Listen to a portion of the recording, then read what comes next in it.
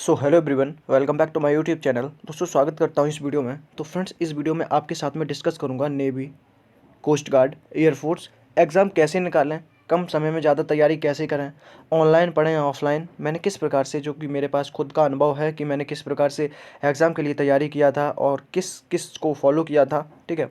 और मैंने किस टीचर से स्टडी करी थी, वो इस वीडियो के माध्यम से मैं आपको बताने वाले हैं। और आप भी जिस प्रकार से मैंने स्ट्रेटजी को फॉलो किया था, आप भी उसी प्रकार से अगर करेंगे तो आपका भी कोई भी एग्ज़ाम हो निकल जाएगा, ठीक है। तो फ्रेंड्स, आगे बढ़ने से पहले मैं बता दूं कि मेरा एक टेलीग्राम ग्रुप है और जिसमें सबसे पहले अपडेट दे देता हूं। अगर आपने अब मेरे टेलीग्राम ग्रुप को ज्वाइन नहीं किया है तो इस वीडियो के डिस्क्रिप्शन में उसकी लिंक मिल जाएगी, आप उसे भी ज्वाइन कर लें, क्योंकि सबसे पहले अपडेट मैं अपने टेलीग्राम ग्रुप पर दे देता हूँ। और हमसे जुड़ने के लिए मेरे जीमेल आईडी, जो कि आपको इन्फॉर्मेटिव टिप में मिल जाएगी टेलीग्राम के, ठीक है, वहाँ से आप जाके या तो यूट्यूब के अबाउट सेक्शन में जाके मुझसे जुड़ सकते हैं, उसमें मैंने जीमेल आईडी दे रखी है, ठीक है। तो फ्रेंड्स, बता दूं कि एग्ज़ाम, देखो, किसी चीज़ को निकालने के लिए मुझे एक स्ट्रेटजी बनानी पड़ती है, चाहे वो नेवी का एग्ज़ाम हो, चाहे वो एयरफोर्स का एग्ज़ाम हो, चाहे वो कोस्ट गार्ड का हो, एनी अदर कोई भी एग्ज़ाम हो। सबसे पहले एग्ज़ाम को निकालने के लिए उसके सिलेबस को समझा जाता है, उसके बाद उसके लिए स्ट्रेटजी बनाई जाती है, ठीक है। तो मैंने किस प्रकार से तैयारी करी है मैं आपके साथ में साझा करूंगा, ठीक है। तो एग्ज़ाम कैसे निकालें, तो सबसे पहले डिपेंड करता है आप पर कि आप एग्ज़ाम को किस प्रकार से निकालेंगे। मतलब अगर मेहनत करेंगे तो आपका एग्ज़ाम निकलेगा, ठीक है। अगर आप मेहनत नहीं करेंगे तो अगर आप ये समझिएगा कि अगर हम तुक्का मार के चले आएंगे तो एग्ज़ाम निकल जाएगा। फ्रेंड्स, ऐसा 100 में से 1% होता है, ठीक है। 100 में से 1% होता है कि तुक्का मार के आ गए और आपका एग्ज़ाम निकल गया। अगर आप ये सोचें कि हर बार आप जा रहे हैं बिना तैयारी करे और 100 में से आप जिस प्रकार से कट ऑफ जाता है 75% उसी प्रकार से अगर आपके नंबर आ रहे हैं, तो आप ये मत समझिएगा कि आप मतलब होशियार हैं। तो मेरा मानना ये है कि आप तुक्का बिल्कुल भी मत मारिएगा और आप जो है मेहनत करिएगा, ठीक है। कम समय में ज़्यादा तैयारी करने का ये तरीका है कि देखो, सबसे पहले क्या करना है, आपको सिलेबस तैयार करना है। सिलेबस कैसे, सबसे पहले आप जैसे इंडियन कोस्ट गार्ड का अगर मान लीजिए, या नेवी का मान लीजिए, या एयरफोर्स का मान लीजिए, सबसे पहले ऑफिशियली वेबसाइट पर जाकर इसका सिलेबस डाउनलोड करिए, ठीक है। क्या क्या सिलेबस में किस प्रकार से क्वेश्चन पूछे जाते हैं, कौन कौन से सब्जेक्ट से क्वेश्चन ज़्यादा आते हैं, कौन कौन से टॉपिक से क्वेश्चन ज़्यादा आते हैं। तो इस प्रकार से मुझे एक स्ट्रेटजी बनानी पड़ती है कि कब मुझे क्या क्या पढ़ना होता है, ठीक है। तो कम समय में ज़्यादा तैयारी करने का यही तरीका है कि सबसे पहले आप सिलेबस को कंप्लीट नोट डाउन करिए और टाइम टेबल लिखिए कि इसमें क्या क्या पूछा जा सकता है, सब कुछ मतलब अपने हिसाब से स्ट्रेटजी बना लीजिए। उसके बाद आपको क्या करना है, मैं इस वीडियो के माध्यम से आपको बताऊंगा। इससे पहले मैं वीडियो बना चुका हूं, उसके माध्यम से भी मैं बता चुका हूं आपको कि सबसे पहले आपको करनी है सेल्फ स्टडी, ठीक है फ्रेंड्स। सेल्फ स्टडी आपको परफेक्ट बना देती है। सेल्फ स्टडी आपको करनी है। सेल्फ स्टडी के लिए मैंने किताब भी कुछ बताई हुई थी, तो फ्रेंड्स आप उनकी रीडिंग करिएगा। आप, मेरे हिसाब से वो सफिशियंट है किताबें, ठीक है। तो सबसे पहले आप एक बार सिलेबस कंप्लीट कर लीजिएगा, उसके बाद में आपका समय ही समय है, ठीक है।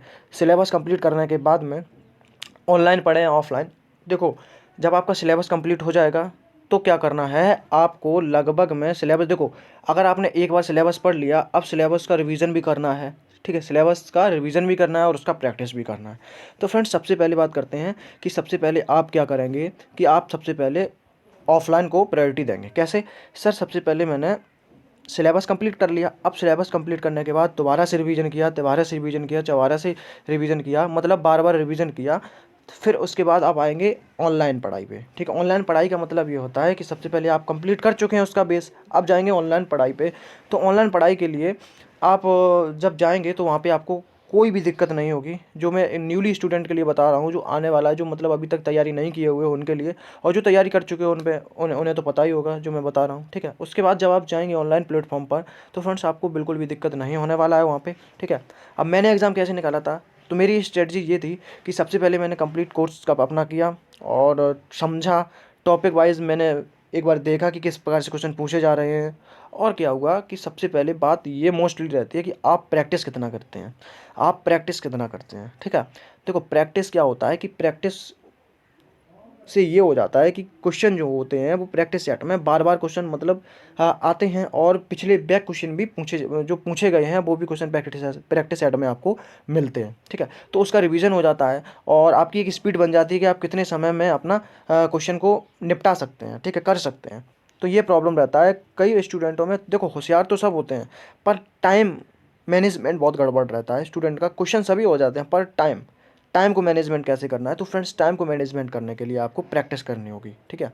और प्रैक्टिस करनी होगी तो प्रैक्टिस कहाँ पे मिलेगी, बहुत सारे प्रैक्टिस सेट भी उपलब्ध हैं ऑनलाइन ऑफलाइन, तो आप कोई भी परचेज कर लेना, ठीक है। सभी अच्छे हैं, बहुत अच्छे। आपका जो टाइम गेनिंग होगा वो कोई भी प्रैक्टिस सेट ले लेना फ्रेंड्स, वो आपके लिए सफिशियंट है, ठीक है। तो यही मैंने किया था। मैंने क्या किया था, सबसे पहले आप ऑफलाइन तैयारी की, जैसे नोट्स बनाए अपने, उसके बाद नोट्स का रिवीजन किया। रिवीजन करने के बाद मैंने फिर ऑफलाइन ऑनलाइन पढ़ाई करी।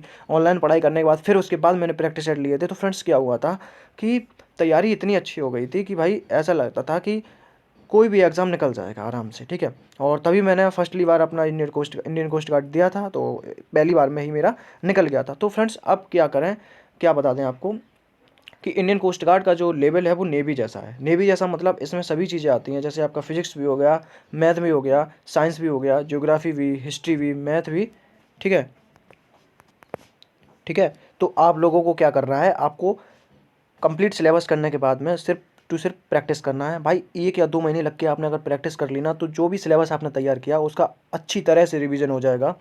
आपको कोई भी प्रॉब्लम नहीं होगी, टाइम भी मैनेजमेंट हो जाएगा आपका अगर आपने प्रैक्टिस कर ली। देखो बात ये रहती है, नेवी कोस्ट गार्ड कैसे समान मैं बोल सकता हूँ और समान नहीं भी है कैसे। देखो भाई नेवी में आपको टाइम मिलता है ज़्यादा और कोस्ट गार्ड में टाइम नहीं मिलता है, ठीक है। स्टेज फर्स्ट में तो आपको थोड़ा बहुत टाइम मिल जाता है क्योंकि पेपर इतना कठिन नहीं आता है, लेकिन स्टेज सेकंड में जो 50 क्वेश्चन आते हैं और 30 मिनट का टाइम दिया जाता है, वो प्रॉब्लम रहता है कि बच्चे कैसे मैनेज करेंगे, ठीक है। तो वहाँ पे आपको प्रॉब्लम रहता है भाई, क्वेश्चन बहुत कठिन रहते हैं स्टेज सेकंड में। और आपका जो इंटर लेवल का और 11th लेवल का जो होता है वो बहुत ज़्यादा कठिन होता है और रिटन में ज़्यादा वर्क कराया जाता है। वहाँ पे जब एग्ज़ाम देने गए थे तो भाई क्या हुआ था मेरे साथ में, फिजिक्स में क्या ही बोले, मतलब इतने सवाल थे करने के लिए, इतने सवाल थे। तो मैंने क्या किया था, सबसे पहले मैंने मैथ को अपना बनाया था, ठीक है, समझ रहे हो आप। मैथ मतलब मैथ को मैंने पूरा किया था 25 में से 25। तो मैथ करने के बाद में जो फिजिक्स था मेरा, फिजिक्स को फिर मैंने जितने भी क्वेश्चन मुझसे हो पाए थे, टाइम बचा नहीं था, तो लगभग में मैंने वही 5 या 10 क्वेश्चन कर पाए थे। तो ऐसे मेरा 30 प्लस हो गया था, कुछ 30 या 32 नंबर थे। इस प्रकार से मैंने अपना स्टेज सेकंड भी क्लियर किया था। देखो सबसे ज़्यादा पकड़ बनानी है आपको मैथ में। फिजिक्स क्या करती है, फिजिक्स में थोड़ा घुमा दिया जाता है। देखो नेगेटिव मार्किंग तो इंडियन कोस्ट गार्ड में नहीं रहता है, ठीक है, और नेवी में आपका नेगेटिव मार्किंग रहता है, एयरफोर्स में भी आपका नेगेटिव मार्किंग रहता है। तो आप लोग क्या करिएगा कि टाइम मैनेजमेंट, सबसे अच्छी बात है कि टाइम मैनेजमेंट कैसे करें। तो भाई मैं फिर से बता देता हूँ, आपको प्रैक्टिस करनी है, ठीक है। और मैंने किस टीचर से पढ़ाई करी थी, तो टीचर्स भाई, अगर आप कोई भी टीचर हो और मैं जिन जिन टीचर का नाम दूंगा, अगर किसी का टीचर का नाम नहीं लेता हूँ तो आप ये मत समझिएगा कि मैं उन टीचर की बेइज्जती कर रहा हूँ। ये कुछ नहीं है भाई, अपना अपना होता है कि मुझे किस टीचर से समझ में आ रहा है, आपको किस टीचर से समझ में आएगा, और मैंने किस टीचर से मुझे अच्छा लगाव था और मुझे किस तरीके से चीज़ें उन्होंने समझाई थी, तो उस प्रकार से मैं आपको बता देता हूँ। और कोई टीचर को बुरी मानने वाली बात नहीं है कि मैं उन टीचर की बुराई कर रहा हूँ। भाई अपनी जगह पे सब टीचर अच्छे हैं। जिस स्टूडेंट को उस टीचर की डेफिनेशन आ गई, समझ रहे हो कि मतलब उस टीचर का पढ़ाने का जो ढंग होता है वो समझ में आ गया, वो टीचर अच्छा हो गया, ठीक है। मुझे तो बात बात करते हैं मुझे कौन कौन से टीचर पसंद थे और मैंने किस प्रकार से पढ़ाई की उनसे और इम्प्रेशन भी हुए उनसे। तो सभी सब्जेक्ट के टीचर मैं आपको बताने वाला हूँ, ठीक है। तो सबसे पहले मैंने स्टडी ऑनलाइन ऑफलाइन दोनों तरीके से की और टीचर बता देता हूँ। सबसे पहले अगर हम इंग्लिश की बात करें तो भाई इंग्लिश में अब मैंने जो कोचिंग करी थी वो ऑनलाइन करी थी, वो भी संजीव सर से, संजीव ठाकुर, ठीक है, Sanjeev Thakur cadet defence academy वाले, देहरादून वाले सर से मैंने इंग्लिश की तैयारी करी थी, ठीक है। इंग्लिश मतलब इतना वीक था मेरा, इतना वीक था, पर संजीव सर ने मुझे जो पढ़ाया है भाई, अलग लेवल, ठीक है, समझ रहे हो, अलग लेवल। और मैंने किसी अदर टीचर पे कभी भी गया भी नहीं संजीव सर के अलावा, ठीक है। उसके बाद बात करते हैं फिजिक्स की। तो फिजिक्स में अपने किंग RS सर, जो कि इतना अच्छा कंटेंट देते हैं, ठीक है, इतना अच्छा कंटेंट देते हैं, मुझे नहीं लगता है कि फिजिक्स इनसे बाहर जाने वाला है। और भाई मुझे नहीं लगता है कि कोई भी क्वेश्चन हो और सर ने कराया हो और वो एग्ज़ाम में ना आए, ठीक है। सभी क्वेश्चन जो हैं एग्ज़ाम में आए हुए क्वेश्चन हैं, तो सर बहुत अच्छा पढ़ाते हैं, तो मैं RS सर के लिए थैंक्स बोलना चाहता हूँ।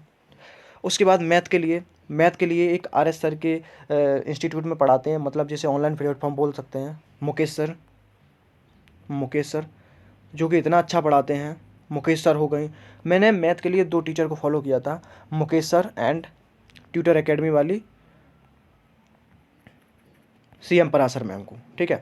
तो ये 2 टीचर जिनसे मैंने मैथ पढ़ी और इम्प्रेशन भी लिया, ठीक है। तो आप समझ सकते हैं कि ये टीचर थे मेरे लिए। और रीजनिंग तो भाई मैंने खुद परफेक्ट अपना किया, खुद घर पे सेल्फ स्टडी करी, तो रीजनिंग ऐसे मेरा बढ़िया हुआ। उसके बाद GS भी मैंने खुद ल्यूसेंट की किताब से पढ़ाई करी है। और अब बात करते हैं इंग्लिश की। इंग्लिश भी मैंने बता दिया है, ठीक है। तो इस प्रकार से मैंने पढ़ाई करी है और आपको बताया भी है कि आपको किस प्रकार से पढ़ाई करनी है। आप कम समय में ज़्यादा तैयारी करने का बस यही मेरे पास की है जो आप अप्लाई कर सकते हैं। भाई सिलेबस जल्दी जल्दी कंप्लीट कर लें, उसके बाद सिर्फ प्रैक्टिस करें, अच्छी तैयारी हो जाएगी। मेरा एक बार भरोसा करके तो देखिए, ठीक है। तो फ्रेंड्स, मैंने जो मेरे पास इन्फॉर्मेशन थी वो मैंने आपको बता दिया है। अगर आप फॉलो करते हैं तो सही है, अगर नहीं करते तो भी सही है, ठीक है। तो फ्रेंड्स, अच्छी लगी वीडियो तो लाइक एंड सब्सक्राइब जरूर करना। और हाँ, मुझसे जुड़ने के लिए मेरी जीमेल आईडी पर कांटेक्ट कर लेना। जीमेल आईडी कहाँ पर मिलेगी एक बार फिर से बता देता हूँ, यूट्यूब के अबाउट सेक्शन में मिल जाएगी, या तो आप टेलीग्राम के इन्फॉर्मेटिव टेब में भी देख सकते हैं, वहाँ पे भी मैंने मेंशन कर दी है जीमेल आईडी, ठीक है। तो आई होप आपको वीडियो पसंद आया होगा। वीडियो पसंद आया तो लाइक शेयर सब्सक्राइब जरूर करना। आपका जो लाइक रहता है वो मुझे मोटिवेटेड करता है। वो हर वीडियो में बोलता हूँ कि आपका जो लाइक रहता है वो मुझे मोटिवेटेड करता है, ठीक है। तो जय हिंद, जय भारत, वंदे मातरम।